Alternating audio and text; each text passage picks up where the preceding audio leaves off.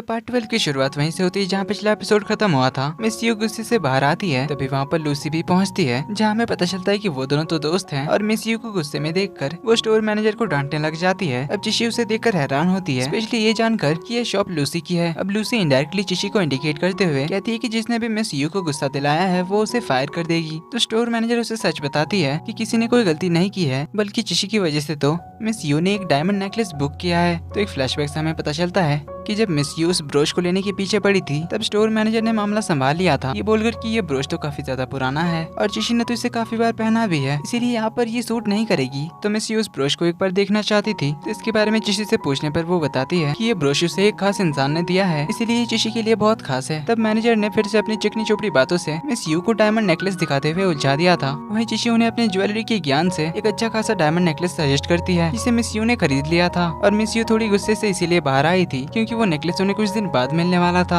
अब ये सब कुछ जानकर तो लूसी हैरान होती है कि चिशी ने मिस यू की जैसी लड़की से डायमंड नेकलेस कैसे खरीदवा लिया। तो इसीलिए लूसी को चिशी को यहाँ पर जॉब पे रखना ही पड़ता है। तो ये खुशखबरी उधर सोंगाओ तक भी पहुँच जाता है। तो सेक्रेटरी उसे एक और खुशखबरी देता है, बताता है कि केएल ग्रुप के एग्जीक्यूटिव डायरेक्टर चाइना वापस आ चुके हैं, जिनका कॉन्ट्रैक्ट केएल ग्रुप के साथ खत्म हो चुका है और अब वो यहीं पर रहेंगे। तो उन्हें हायर करने के लिए बहुत सारी कंपनियां उनके पीछे पड़ी है। तो सोंगाओ भी उन्हें अपनी कंपनी में हायर करने की कोशिश में लग जाता है। और वो एग्जीक्यूटिव डायरेक्टर और कोई नहीं बल्कि चिंतियान था, जिसे सोंगाओ कॉल करके उसकी कंपनी ज्वाइन करने के लिए कहता है। उसे जो भी पोजीशन चाहिए वो उसे देने के लिए तैयार था, जिस पर चिंतियान तो उसे मैनेजिंग डायरेक्टर का पोजीशन मांग लेता है, जिस पोजीशन पर एक बहुत ही पुराने भरोसेमंद एम्प्लॉय काम कर रहे थे। इसलिए सोंगाओ उससे कोई दूसरा पोजीशन मांगने के लिए कहता है, मगर चिंतियान तो कॉल काट देता है क्योंकि उसे अभी एक फ्रेंड से मिलने जाना था। तो इधर सोंगाओ को चिशी कॉल करके बुलाती है, देन उसे बताती है कि उसे पता चल गया कि लूसी यहाँ की बॉस है, इसीलिए तुम नहीं चाहते थे कि मैं यहाँ पर काम करूँ। तो वो उसे गलत समझने के लिए सॉरी कहती है, फिर कहती है कि अगर तुम्हें पता था तो मुझे बता देना चाहिए था। सोंगाओ कहता है मैंने कहा तो था कि तुम्हें यहाँ पर काम करने की जरूरत नहीं है और यहाँ काम करने की वजह से मैं तुम्हें देख नहीं पाता, तो मुझे कैसे पता चलता है कि तुम ठीक हो या नहीं,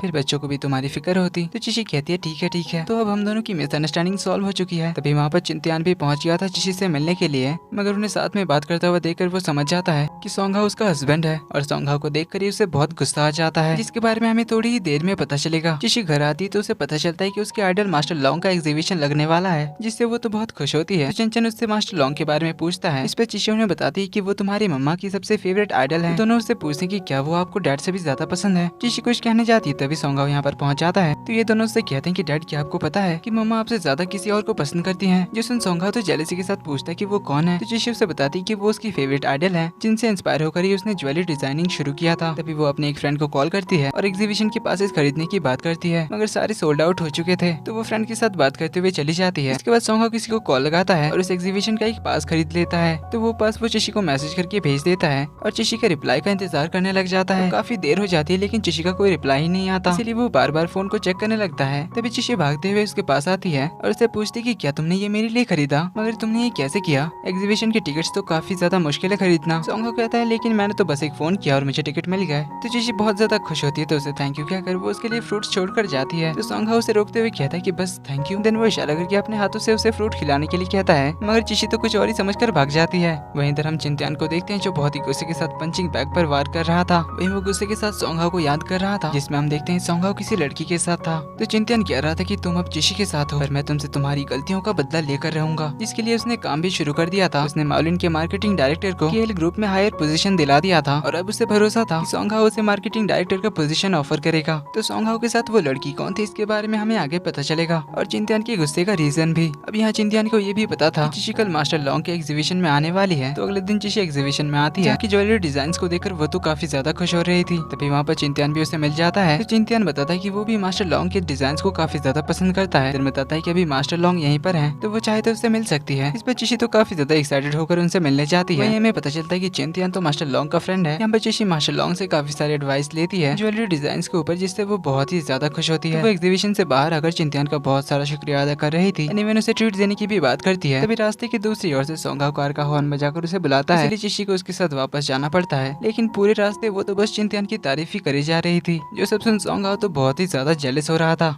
अब सोंगहाओ सोच रहा था कि चिशी उसे थैंक यू कहेगी, उसने उसके लिए टिकट खरीदा, तभी वो मास्टर लॉन्ग से मिल पाई। लेकिन चिशी कहती कि उसे तो अपने फ्रेंड का शुक्रिया अदा करना चाहिए। इस पर सोंगहाओ जेलसी के साथ उससे पूछता है कि आखिर वो तुम्हारा फ्रेंड करता क्या है। चिशी कहती कि वो जो भी करता हो मगर काफी पावरफुल पर्सनैलिटी है। जो सुन सोंगहाओ तो और जेलस हो रहा था। अब घर आकर तो वो चिशी के पिलोज पर ही गुस्सा उतारने लग जाता है और कहता है कि टिकट्स मैंने खरीद दिया और तारीफें बस उसकी किए जा रही है। तभी चिशी बेडरूम में आती है तो वो अभी चिंतियान के साथ चैट करते हुए स्माइल कर रही थी, जो देख के सोंगहाओ को फिर से जेलसी होती है। इसीलिए वो पिलोज को पटक के सोफे पर ही सो जाता है। तो चिशी कहती है कि ठीक है फिर मैं बेड पर सो जाती हूँ। ये कहकर वो लोग सो जाते हैं। वहीं तो जुन तो आज लिशन को प्रपोज करने के लिए लाया था, उसके लिए सरप्राइज गिफ्ट कहकर, जिसमें उसने लिशन के 28 सालों तक हर एज के हिसाब से उसके लिए गिफ्ट लाकर प्रपोज करने का प्लान बनाया था। मगर उसे देखकर लिशन तो उल्टा काफी हर्ट होती है और पूछती कि मैंने उस दिन ड्रिंक करने के बाद तुम्हें सब कुछ बता दिया था ना, पर फिर भी तुमने मुझे हर्ट करने के लिए ये सब किया। लिशन उस पर काफी ज्यादा गुस्सा करके बहुत सैड होकर वहाँ से चली जाती है। इस पर जुन को तो कुछ समझ ही नहीं आता, पर असल में लिशन को ये देखकर अपने चीटर एक्स बॉयफ्रेंड की याद आ गई थी, जिसके बारे में हमें आगे पता चलेगा। इधर सोंगहाओ तो नींद में चलते हुए बेड पर आकर सो जाता है। इवन उसने चिशी को पिलो समझकर हग करके रखा था, जिससे थोड़ी देर में चिशी की नींद खुल जाती है। तो चिशी उससे पूछती कि आखिर वो क्या कर रहा है। इस पर सोंगहाओ तो एम्बैरस होकर सोने का नाटक कर रहा था। तो चिशी कहती कि फिर वो सोफे पर सोने के लिए जा रही है। जो सुन सोंगहाओ खुद ही उठकर सोफे पर सोने के लिए चला जाता है, जहाँ जाकर उसे कहता है कि अगर तुम्हें कभी दोबारा से उस एग्जीबिशन में जाना हुआ तो मुझे पहले ही बता देना, मैं हम दोनों के लिए टिकट्स बुक कर दूंगा। जिसमें चिशी हैरान होती है, अपने आप से कहती कि आखिर इसे हो क्या गया। तो अगले दिन जुन चिशी को कॉल करके बात करने के लिए बुलाता है, जहाँ पर वो उसे कल के बारे में सब कुछ बताता है। पूछता है कि क्या लिशन को किसी बात का दुख है कि जब भी मैं उसे प्रपोज करता हूँ वो मुझे रिजेक्ट कर देती है, मगर उसकी आंखों में देखकर मुझे फील होता है कि वो अंदर से बहुत दुखी है। जुन उसे लिशन के बारे में बताने के लिए कहता है। तो चिशी उसे बताती है कि जब वो कॉलेज में पढ़ती थी तब उसे एक पियानो प्ले करने वाली लड़की से प्यार हुआ था, जिसके लिए उसने अपना करियर और अपनी ड्रीम तक छोड़ दिया था, सिर्फ उसके बॉयफ्रेंड के म्यूजिशियन बनने के सपने के लिए। तब वो 22 साल की थी और तब उसके बॉयफ्रेंड ने उसे उसके हर एज के हिसाब से 22 गिफ्ट देकर उसे प्रपोज किया था। उन दोनों ने शादी करने का फैसला किया था, मगर लिशन के पेरेंट्स उनके शादी के खिलाफ थे। पर लिशन ने अपने पेरेंट्स के खिलाफ जाकर अपने बॉयफ्रेंड से शादी करने का डिसाइड किया था, लेकिन उसका बॉयफ्रेंड उसे शादी के दिन ही छोड़कर हमेशा के लिए चला गया और इसी वजह से लिशन को प्यार में भरोसा नहीं रहा। ये सुनकर जुन को तो उस लड़के पे बहुत ही ज्यादा गुस्सा आता है। चिशी उससे पूछती है कि क्या वो अब भी लिशन को लाइक करता है। जुन कहता है हाँ, मैं उसे फिर से प्यार का एहसास कराऊंगा और हम दोनों भी तुम्हारी और सोंगहाओ की तरह हैप्पी रहेंगे। जिसमें चिशी कहती है कि ऐसा बोलने की जरूरत नहीं है, मैंने हमारी शादी के दिन सोंगहाओ के साथ तुम्हारी सारी बातें सुन ली थी। सोंगहाओ के लिए हमारी शादी फेक है और उसके दिल में मेरे लिए कोई फीलिंग्स नहीं है। जिसमें जुन हैरान होता है। इसी के साथ एपिसोड नंबर 12 का एंड यहीं पर होता है। वीडियो पसंद आई तो वीडियो को लाइक कर देना, चैनल पर पहली बार आए तो do subscribe and hit the bell icon ताकि आगे आने वाली पार्ट्स आपसे मिस ना हो। तो मिलते हैं अगले वीडियो में, तब तक के लिए take care and bye bye.